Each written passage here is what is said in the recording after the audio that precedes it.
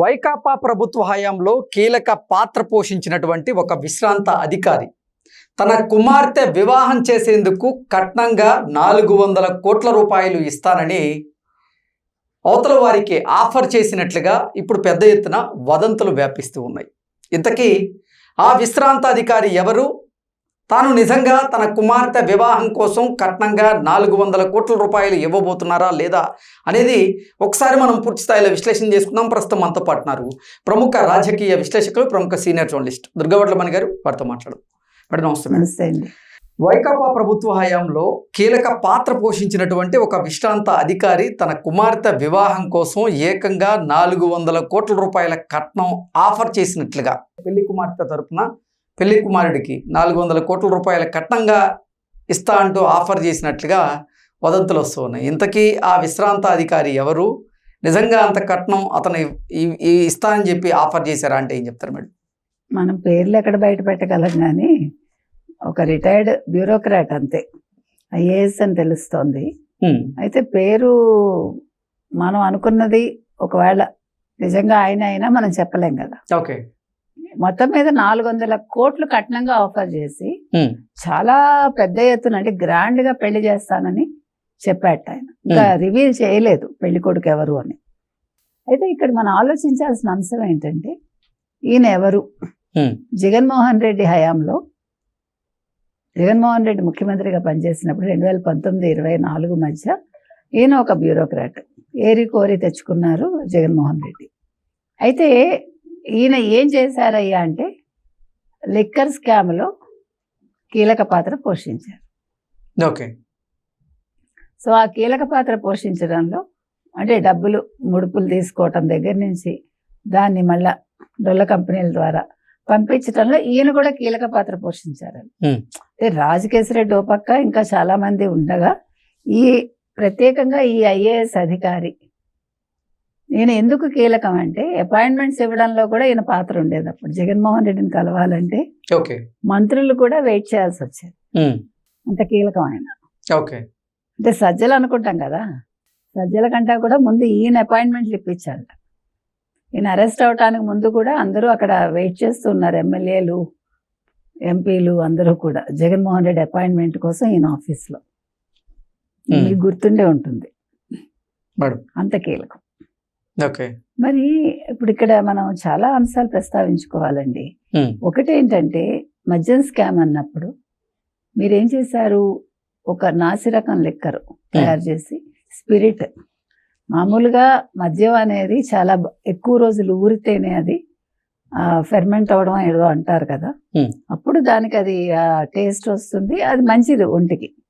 అలా కాకుండా మీరు పొద్దున్న తయారు చేసి సాయంకాలం బాటిల్స్కి ఎక్కించేసి దాన్ని మీరు అమ్మేసి ఎంత 10 రూపాయలది 250, 300, 350 అమ్మినట్టున్నారు కదండి. ఎగ్జాక్ట్ రేట్ నాకు గుర్తులేదు. అమ్మేసి అది కూడా క్యాష్ అండ్ క్యారీ విధానంలో తీసుకుని అక్కడ డిజిటల్ పేమెంట్స్ లేకుండా అవన్నీ ఆ నోట్లన్నీ కూడా గోను సంచుల్లో అట్టపెట్టెల్లో కుక్కేసి అంటే ఎంత డబ్బు వచ్చి ఉంటుంది. వాటికి కూడా మళ్ళా పేర్లు కూడా జే బ్రాండ్స్ అని, ఆ జే బ్రాండ్స్ లో మళ్ళా ప్రెసిడెంట్ మెడలు ఇంకా ఏంటంటో రకరకాల పేర్లు, చిత్రమైన పేర్లు. సో ఇలా సంపాదించిన సొమ్ముతోటి ఈరోజు కట్నం ఇస్తున్నాడంటే ఎంత బాధాకరం. మీకు 400 కోట్లు కట్నం ఇస్తున్నాడు, గ్రాండ్ గా పెళ్లి చేయబోతున్నాడు. ఒక విశ్రాంత అధికారి తన కుమార్తె వివాహం కోసం 400 కోట్ల రూపాయలు కట్నంగా ఇస్తూనే మళ్ళీ వివాహం కూడా అత్యంత వైభవంగా జరిపిస్తా అని చెప్పి అవతల వారికి ఆయన ఆఫర్ ఇచ్చారు అంటే అసలు ఏంటి? నిజంగా ఆయన తన జీవిత కాలంలో ఎంత మొత్తంలో అవినీతి చేసి సంపాదించి ఉండొచ్చు అంటారు?